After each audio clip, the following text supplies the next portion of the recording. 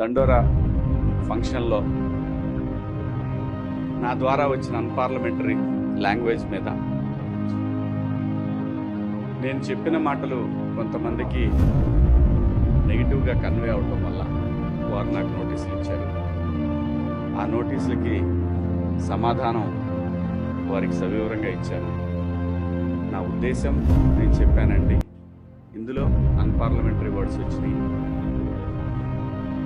అలాగే మేడం గారు, ఇప్పుడు నేను వచ్చాను కాబట్టి నా వైపు నేను మాట్లాడుకోవచ్చు.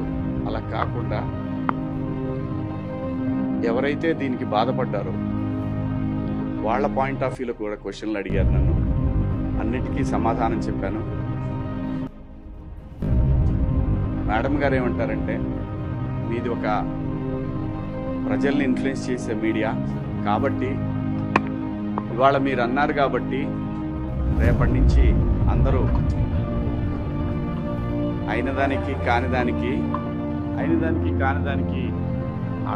ఆడవాళ్ళ మీద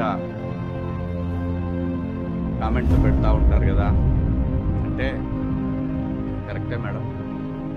ఒక ఇన్ఫ్లుయెన్స్డ్ పర్సన్గా దయచేసి దీన్ని ఆపేద్దాం. ఎందుకంటే సమాజంలో ఇంకా చాలా విషయాలు ఉన్నాయి.